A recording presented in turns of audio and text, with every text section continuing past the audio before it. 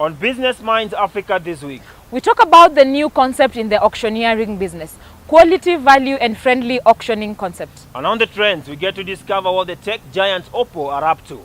We launched the OPPO F9, where we get to charge our phone in 5 minutes. And in our conversations this week, we once again take you to the shores of global entrepreneurship.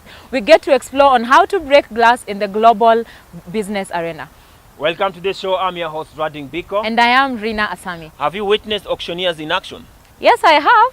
I hear the unpleasant and dramatic, and I don't wish to experience it in my life. I don't. They call it the ruthless game, but not the one that I'm just about to introduce to you. After leaving the auctioneering business for decades, entrepreneurs in Nairobi have set up a one-of-a-kind auctioneering shop. In this center, you get value and products for buyers who are out to shop. That sounds prolific and entertaining. Can you board a train to the center already? Here we go. 54, 64, 9, sold. These are not just ordinary numbers, but code tags for valuable wares. This is the auction center, popular as Sokoni, a business of its kind. Located within the leafy suburbs of Ridgeways in Nairobi, this auction center operates under an exceptional concept. It's a service-based business rather than a debt recovery avenue. As compared to our colleagues, are not selling goods recovered from debts or from financial institutions. All we are doing is we are providing a location where clients can walk in and ask us to sell their goods for value. You bring in your items, we give you a platform where you can sell. We also bring in buyers, come and bid, just like in the traditional way of our duties, and buy at the highest price. That is the concept. That is what we want to do. That is the service that we are willing to offer Kenyans. At Sokoni, business happens by collecting client products, valuing, changing a percentage, and then selling them on their behalf by auction.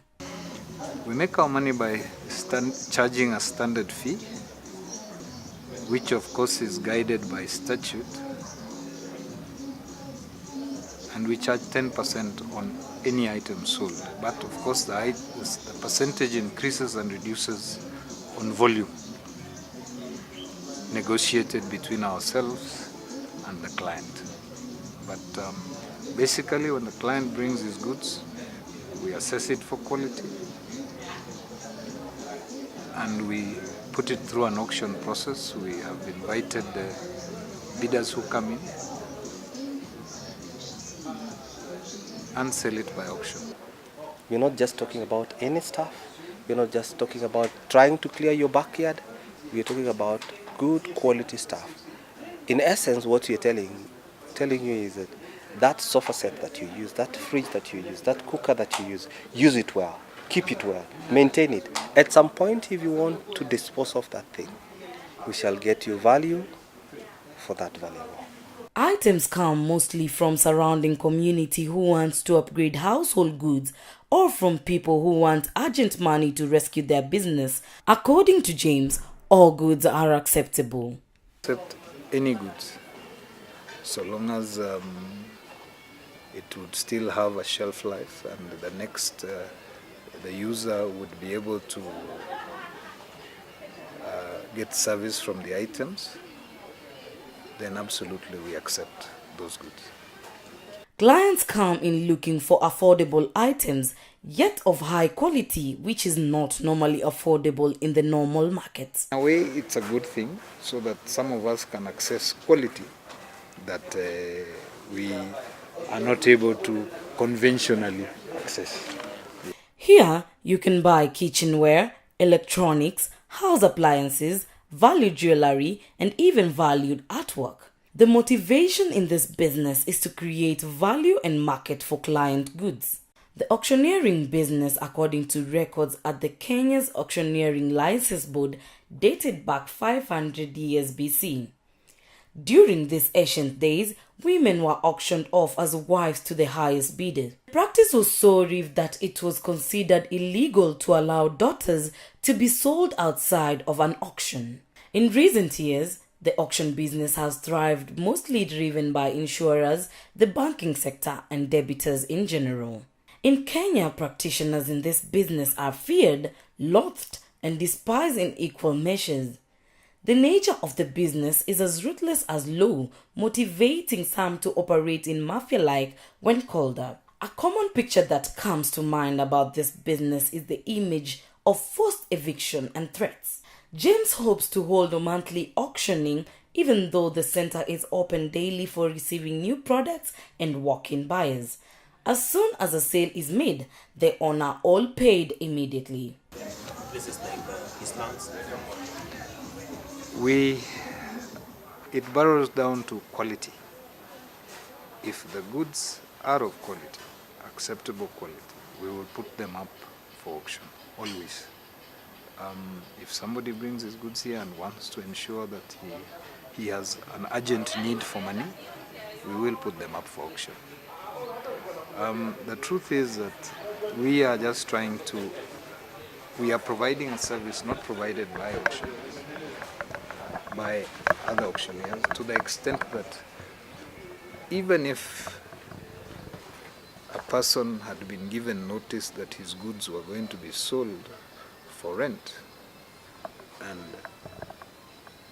the tenant feels that the best way would be to bring his goods here where he will get value, then we would sell them and give him the money to enable him to pay his rent. One can also bid and buy online. The proprietors hope to change the hostile perception given to auctioneering business. After the sale, we pay the owners of the goods immediately, and we take our 10%, and that's it. As all other online businesses, true, we are equally online, we have a website, but in comparison we are online, but most importantly we are on site. You can find us, come and talk to us, and be able to verify what you see online. Women in auction, humanity has taken a long way. And Biko, Yeah. I'm not letting anyone auction me.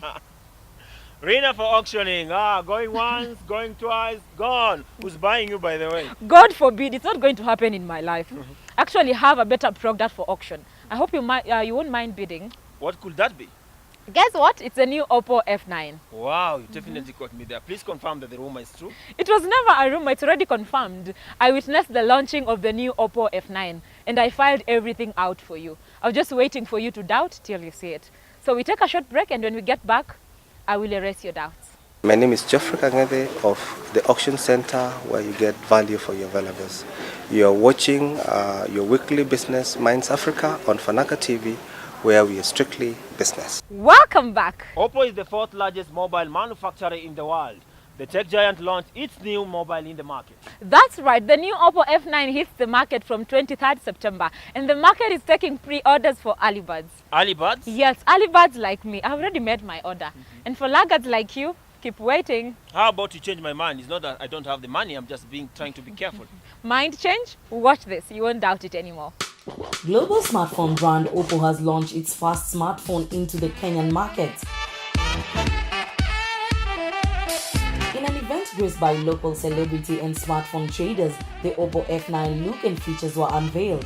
We'd like to welcome you to the future with our innovation around the design and technology. At the same time, we hope this will enable more users to experience the creation of technology and art. With no further delays, everybody, please welcome the OPPO F9.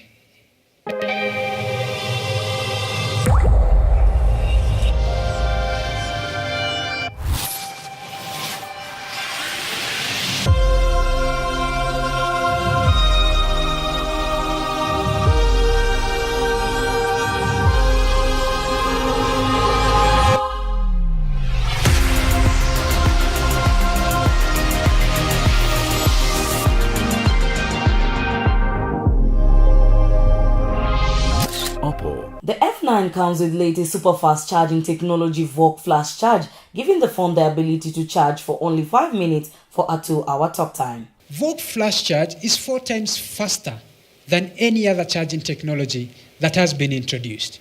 That is why we say 5-minute charge, 2-hour talk.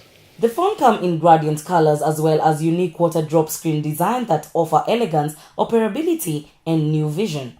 In the past few years, the OPPO F series has led the selfie trend around the world.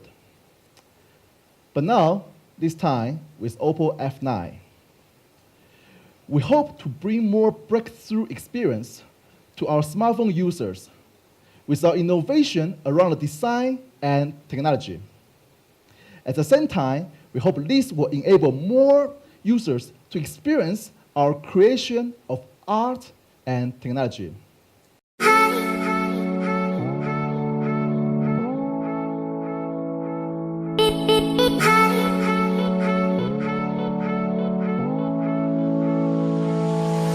At a time when consumers are looking for specific features in a device, OPPO has designed the revolutionary VOOC Flash Charge technology, a technology that the company has developed exclusively for its devices. The phone boasts a 5-layer protection system, which is ideal for a variety of electronic currents.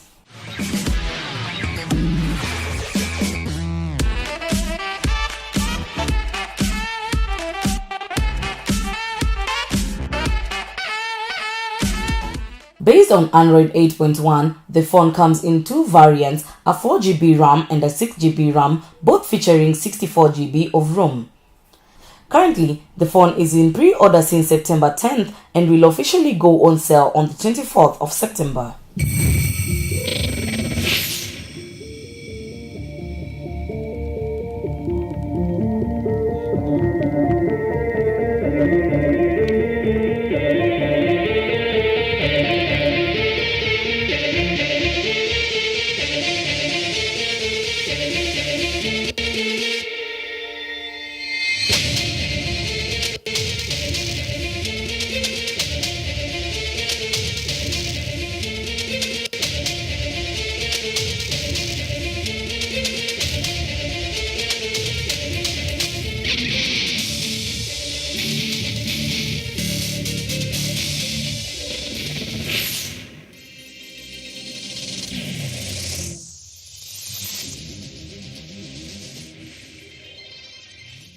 That's an amazing technological piece. Where do I buy it, Rina? I told you, look, you have to pay me and beg me for me to give you that information. Me? Beg you? Keep wishing. I just walk to anything with the sign OPPO and get it. In the meantime, walk with me to the conversations. This global business consultant seems to have moved many souls in Kenya. And did I even tell you that back in the US, people pay $100,000 for a 1-hour consultation? Wow, that's a million shillings on our currency, right? Yes, but in this show, we give you the valuable information for free.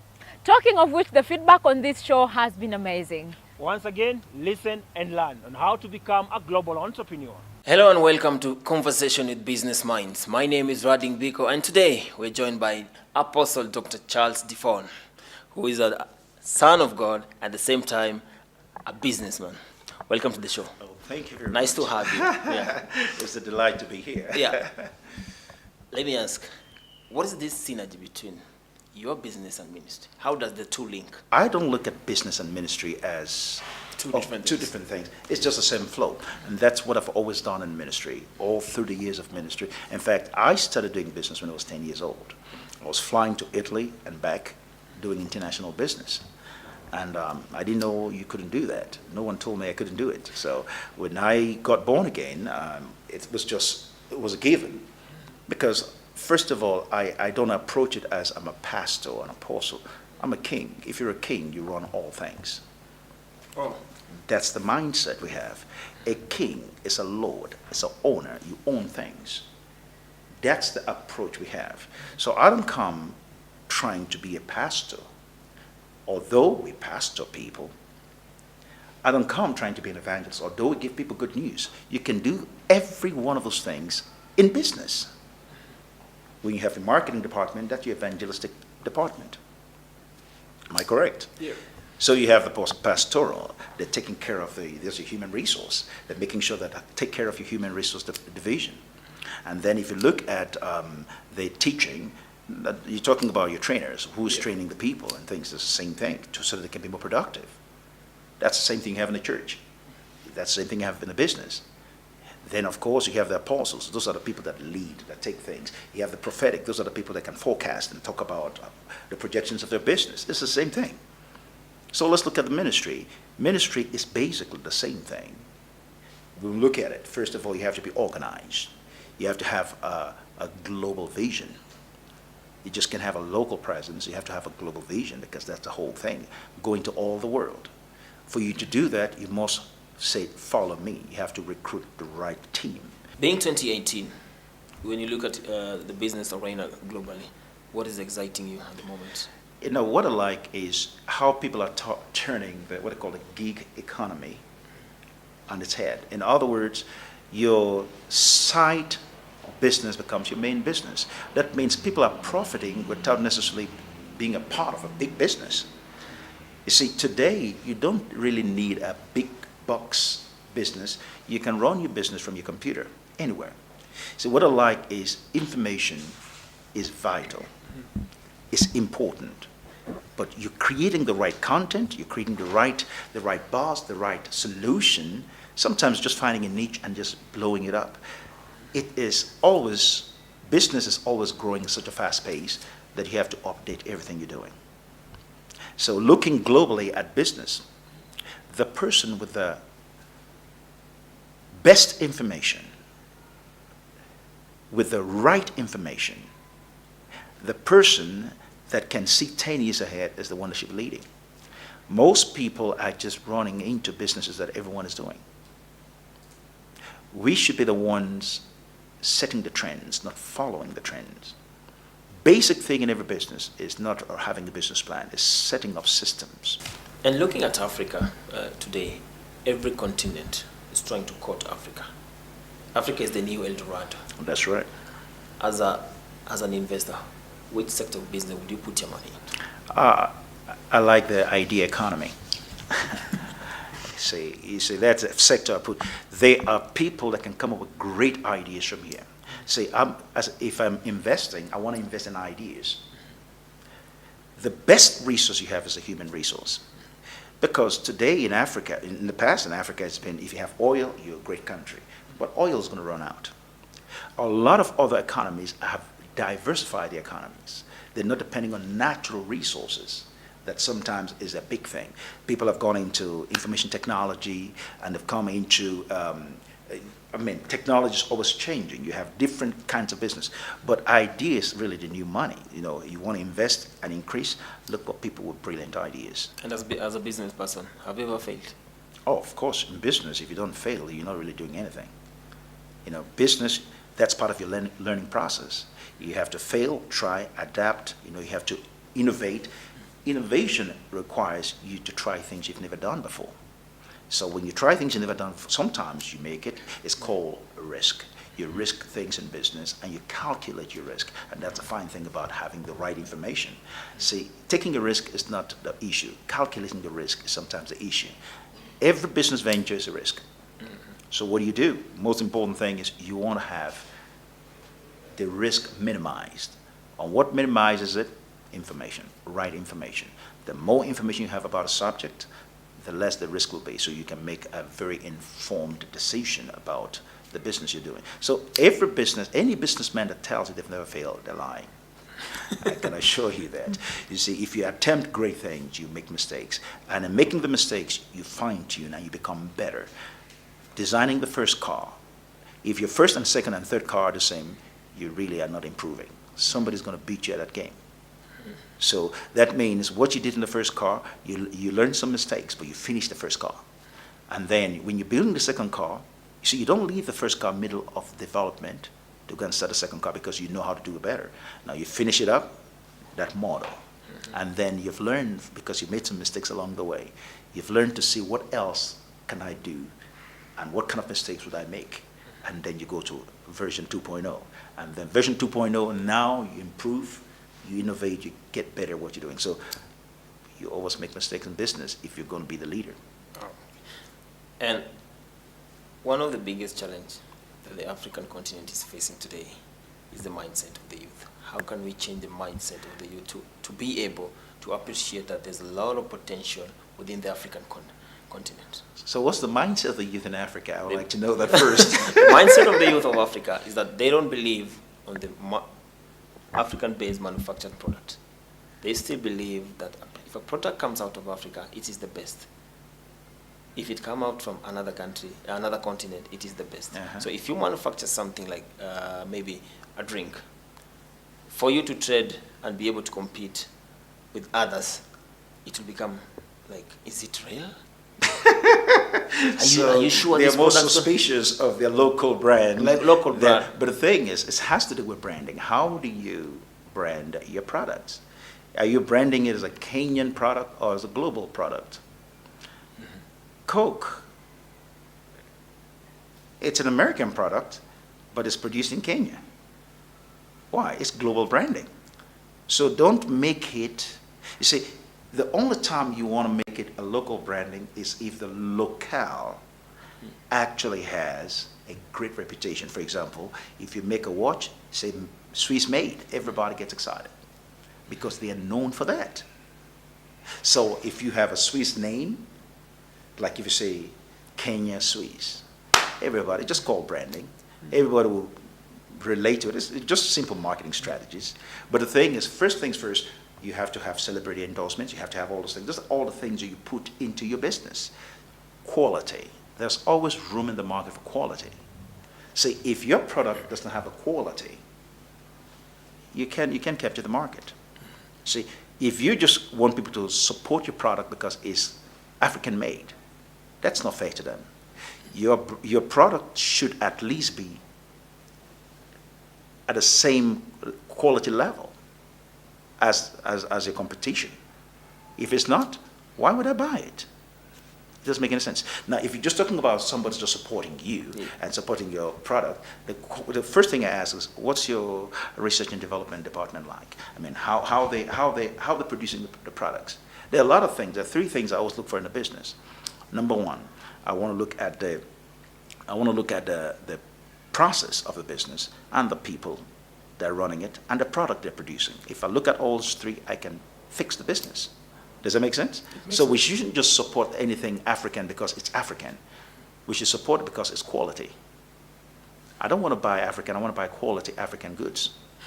That's good. Am I correct? To my last question, most of the African entrepreneurs, and I've seen this across the board, they start up off very well, but when they reach their third or their fifth birthday, they go down. What seems to be ailing this? Well, I have to analyze the particular business because I do business across the globe. And so a business that starts failing in the third to fifth year, first thing is, are you innovating or are you just depending on the same customer? If you're not innovating, you're dying. So that means if the customer experience from year 1 to year 2 to year 3 is still the same, something is wrong. The customer's loyalty to you has to do with what perceived benefit they're receiving from you. So if year 1 and year 5 is the same benefit, they must be asleep not to notice that they're getting the same thing. Does that make sense? So some people stop improving on the product. If you notice how the United States or the global companies operate, expect a new iPhone coming up very soon. Expect a new computer coming up very soon. Why? They're always innovating and trying to look for something new to add to their product. If you still do the old things you're doing, you'll never get there. As an entrepreneur, what are the perhaps 5 key elements that I can use to move my products beyond the borders of my own country? That's simple. Number 1, do other people outside your country really want it? That's a common thing, right? So you're selling like the Vuvuzela from South Africa, you're blowing it. It's nuisance to a lot of people around the globe. So it depends on what you want to market. So you have to understand the global market. That's the first thing. Who needs my product? It's called research. So first thing you want to do is find out who needs your product. Second thing you want to do is make sure there's always quality in what you do. People would pay anything for quality. See, it's not just about brand names. Brand names are built over time. So people will recognize your brand after a while. If your brand is known for quality, you expand. The other thing is having actually a strategy for expansion, partnership. That's when collaboration comes in. Any business can become successful if you understand the engine that makes it work. And then if you have that engine, multiply by 1,000, it can become 1,000 times itself. Does that make sense? Absolutely. So those are the things you want to think about. What am I doing? What's my unique selling point? What makes my business so unique I can take it to Africa, to all over Africa? Does that make sense? Absolutely. So if I'm just known in Kenya, or the Nigerians like it, what's the competition there? You've got to study the market in Nigeria. You just can't go to Nigeria and say, I believe by faith. No. Faith is knowing something that God has already put in place. You've got to know. So faith is not just not knowing stuff, it's actually knowing stuff. It's having an insight into what others are not saying. Faith has evidence. Evidence means it's a known fact. Evidence means I have something others cannot see. Does that make sense? Okay. Okay. Thank you so much. hope I this really helps. appreciate it. Was such very insightful. I hope that helps. I wish I could do it for long. Well, you have heard it all from Apostle Dr. Charles Defon. That's all we had for you on the Conversation with Business Minds. I can't get enough of this. Me too. It's the effect of being a business mind. It's contagious. That could be true indeed. Well, it's that time we get to say goodbye. Because, Biko, I need to rush and follow up on my order. The anxiety is so killing me. Awesome.